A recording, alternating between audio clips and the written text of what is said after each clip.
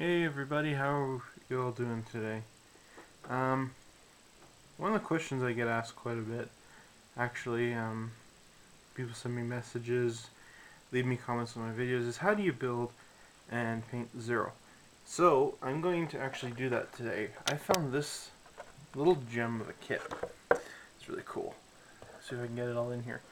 This is Tamiya's 48 scale A6M2b Zero. It is the old edition. I can't even get this in the shop properly. Um, so it was only like 12 bucks, so I bought it. I was like, oh, that's a good deal. And the coolest thing is I noticed the tail is V103 and some chrysanthemum flowers. There's a blue stripe there and a blue stripe on the fuselage. Is Saburo Sakai's Zero. And for those of you who don't know, Saburo Sakai is the highest scoring ace that survived World War II for Japan. There were aces that were higher than him, but he was the highest scoring that survived. He was really cool. Guy, when you read about him and the stuff that he did, he's a pretty incredible pilot. So I want to build a Zero for a couple reasons. Because the Oscars are coming up. Why? Well, normally I don't even give a care about the Oscars, but this year I do. I actually do care. I will show you why.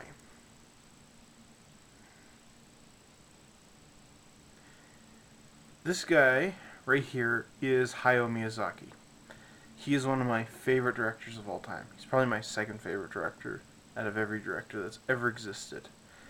He has been creating anime, movies, things like that for quite a few years now. And his Ghibli movies, that's his company, Studio Ghibli, they're kind of like Pixar, Disney. He's sometimes referred to as the Walt Disney of Japan. He creates some of the most magnificent films that have ever come out. And unfortunately, he announced just a little while ago, a couple months ago, that he was retiring. And a lot of people, including myself, were quite upset by this because, or not upset, but sad, because he's such a good director, he's such a great filmmaker that it's just sad to see him go. The reality of why he's leaving is actually more sad, is because he's losing his eyesight. So that makes me even a little bit more upset. However, his last movie that he has decided to do is, go on, there we go, The Wind Rises. The Wind Rises is a movie that has just come out this past week. None of the theaters around me have it out. Why? Because they all suck, and I hate them so much for it now. Because it's a movie that has been nominated for a lot of awards. It's up for an Academy for Best Picture in an animated category. And I really, really hope that he might be able to win it because it's his last one. He has won once before for Spirited Away. So what's this movie about? This movie is about Jiro Horikoshi. That's this guy right here. And it's this guy right here. This guy is really cool, and he's really, really an important part of aviation history. He's the guy who invented and designed the Zero. He built several aircraft, the A5M Claude, the A6M0, the A7M Repu, and the Raiden. I can't remember the name for that one right now. But anyway, this movie, which is going to be Miyazaki's last movie, is a life story about Horikoshi. And I can't wait to see it. And so I thought what would be fun to do for Miyazaki's last movie, last chance at the Oscars. It's a question that I get asked from you guys from time to time. How to build a Zero. I thought, let's build a Zero. I just bought this one last week. I wasn't going to build it for, I don't know, I was going to leave it on the shelf. But with the Oscars coming up, I'm feeling really, really, I don't know, encouraged, I guess, to build this kit. Because he's an awesome director. So, you can build, if you have a Zero in your stash, you're free to build along with me. It's not a group build or anything, but you can if you want. It's more of a Miyazaki Tribute build, I guess. So let's take a look at the kit. It's pretty simple. Like I said, it's an older kit. The Raiden that I built last summer is from like the same. These were like all built within the same time. They're good kits, but they're old, so they will have some flash. They will be a little inaccurate. This is kind of nice. They have a big wing section here, and the bottom has mostly recessed panel lines, which is pretty cool. So hopefully a panel line wash will work. Yeah, here's the bag of windows. This is cool. You get open canopy and a closed canopy, and this weird V-section. I don't know what this is. I think it's a display stand to prop the plane up, so it looks like it's like taking off or something. That's all I can figure out. You know, this would go on the tail. It doesn't say in the instructions, and I can't figure it out. That's my best guess. So if anyone actually has built this as like an old kit and knows, leave me a line because I'd love to know. And a clear gun sight. That's the last little part in there. That's cool. I'm going to leave those in the package so I don't accidentally scratch them somewhere. Here's the sprue B. And we get 2 halves of the fuselage. Now, I've built several Zeros, as you may know, so when you're building models, you can kind of pick out inaccuracies and things like that. And one inaccuracy I can see already is the tail is a little too tall, and the nose is a little incorrect. Now, I'm not saying that to be, you know, a rivet counter or snob. I'm just saying that it's not 100% accurate. However, I think it's a great kit anyways. I don't even care about all these little inaccuracies. I'm just happy to build the kit. And it looks pretty good.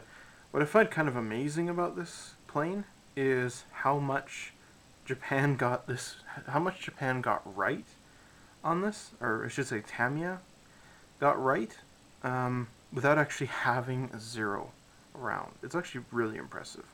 It wasn't until lately that they actually had a Zero in the United States that they could go and use as a reference. So you get good strong landing gear, which I love. That's always something I'm always a little concerned about, is how strong the landing gear struts are. Wheels, drop tank, all sorts of stuff in there. Yeah, and then the fuselage halves look pretty good. Nice gray plastic. It really bonds well with cement, so I love it already. And let's see here. We have the cowling is in 2 pieces, so that'll take a little bit of filling in, but that's not too big. Here's the canopy sections. They look pretty good. Yeah, here's one of the walls right there, the chair, and you get a standing or seated pilot. I don't know if I'm going to put the pilot in yet. Haven't made up my mind to that. There's the engine. That's the Sakai engine. It looks pretty good. Definitely be nice to paint that up, and you know, that'll look really nice sitting in the cowling. Here's the controls and the machine guns there. Looks good to me. I'm excited. This is one of the things I love about these kits. These 48 scale kits, they have like a smaller, thinner box, like typical 48 or about knee high. These ones are thinner, more like the 72nd scale boxes. But the really cool thing is they come with these little posters. Isn't that awesome? So basically, I'm basically inclined just to buy all of these kits. Number one, they're inexpensive, and they're still a good build, and you get these awesome little posters. I actually have the Raiden one hanging up on the wall, so this one's going to go next to it. Beautiful, beautiful picture. You know, you have to pay quite a bit to get these, and they come free in the kit, so that's awesome. This is probably the only new thing aside from the decals, but the instructions are reprinted. They look more modern. I've bought a couple Tamiya kits, and the instructions still look you know, like they come from the 70s, which is cool, but they went ahead and redid a bunch of stuff in here, and you get 5 decal options for this Zero. Standard Zero, all gray. We get this one here, Saburo Sakai's, which I'm probably going to build. Here's a green-gray one, which is a later Zero. Another Ace on here. Tetsuo Iwamoto. Tobera Base Rabu, January 1944. Okay, so these two here are more ones of these very late in the war. That's pretty cool, too. I love all these little stars on it. It's like, wow, that guy was busy. Pretty good pilot there. Last thing is the... oh, wrong side. Is the Decals sheet here. And the decals are nice and clear. Good register. The Hinomarus are a great red. I love it when I get kits, Japanese kits, and the red is just nice and bold. Like these ones, Fujimi and Hasegawa, all of them have these nice bold red that you just see in the distance. Yeah, they're nice. They're clear, and they're all there. That's all about to say. This is a brand new decal sheet. As far as I know, they haven't rebuilt this kit yet. They have rebuilt the A5M and the A6M5 and the A6M3. They have done those, so probably the A6M2, which is this one, will come out soon. Oh, there's a staple there. Weird. Let's pull that out because it's getting it's a little hard to get these decals out. There we go. So, where do we start?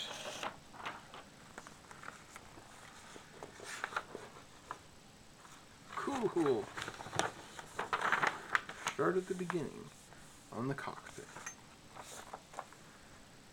And let's start trimming these pieces out.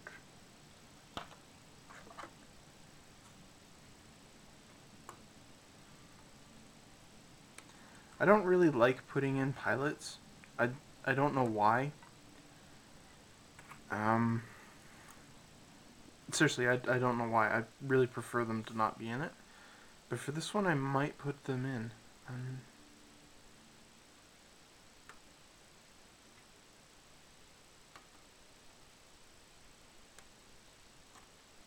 Okay.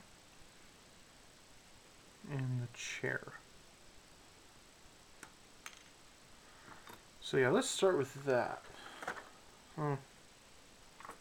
Let's take a look at the cockpit here.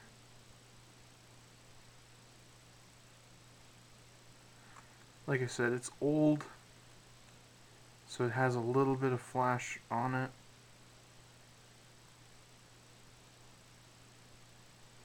And like I said, it wasn't until, kind of a little while ago that Tamiya started really investigating how the Zero was built and what everything really looks like on the inside. So these guys were probably at the time going off of diagrams and things like that. So when you look at this kit compared to the new Zeros that they have, it's kind of amazing. It's like, wow, they have really come a long way from what was a good kit to, what are considered by a lot of modders to be incredible kits.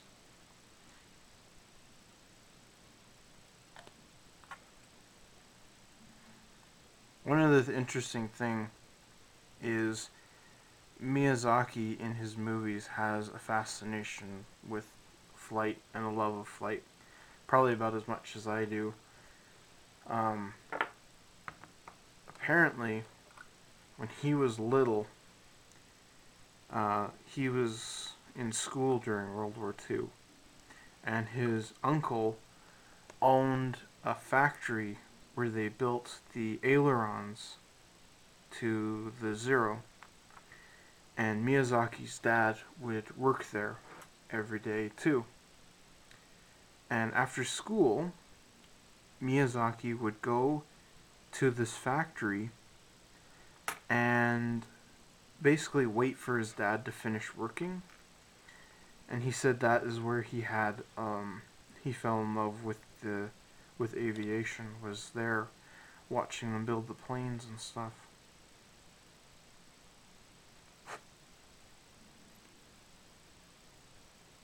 Okay. So I always thought that was a little interesting. One of the reasons he's so fond of flight and stuff. So here's the cockpit.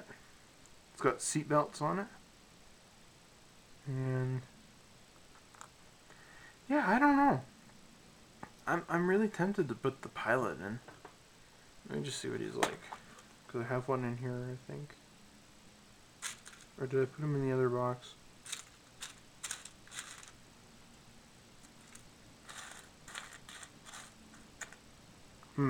Yeah, I think I did.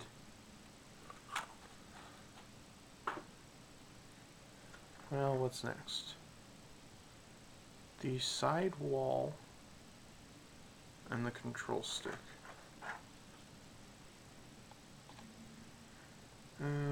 So what I'm doing now basically is how I always build them. If you're following along building this with me, I always like to build the canopy first, or the cockpit, sorry. Put as much of that together as I need to, then paint it all, paint all the buttons, paint the green on there, all that jazz.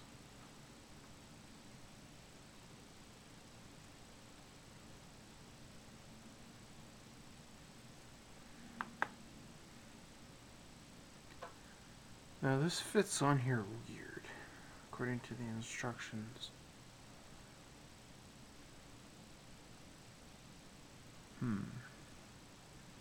This fits on like that. Okay. I see. That's a pretty good fit. So this is a radio box right here. It's this little L shape. I know that they didn't use their radios that much because they weren't reliable, and a lot of times they used they kind of used World War I methods for communication, like firing your guns off and attracting attention, quick hand gestures, signals like that. I'm going to leave this off to last because I want to put on this front panel.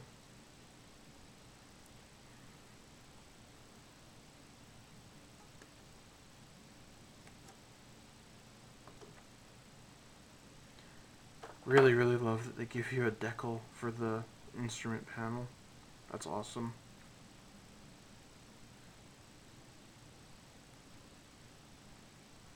Okay. Whoops.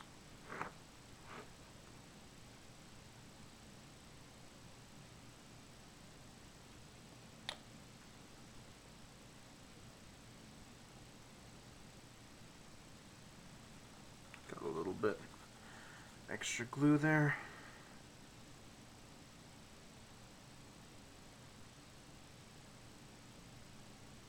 Okay.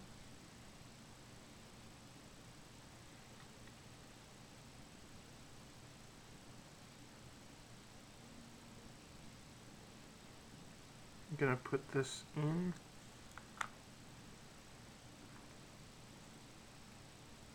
The sidewall.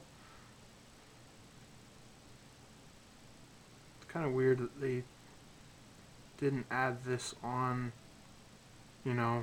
as a part of the model on the other side. On the one side of the fuselage, it's clear, and the other side has all the rib cages and stuff like that. So I'm just gonna set that down in there.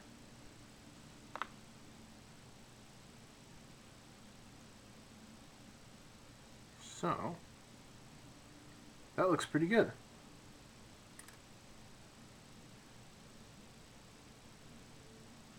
So again, I've been building quite a few of these, and I get asked that same question: how do you build them? So if you want to, follow me along on my Miyazaki Tribute build. But my next step, when you see this again, will be all painted. Everything will be painted green, and all the dials and stuff will be painted. And by then, I might know if I'm going to put the pilot in or not. I'm playing with an idea, but like I said, I don't know what's going to happen next. So, looks pretty good. Nice detail. I love it. It's going to look great when it's all done and built. I'm really looking forward to this one. So, that's about it, guys. Thanks for watching. I will see you next time.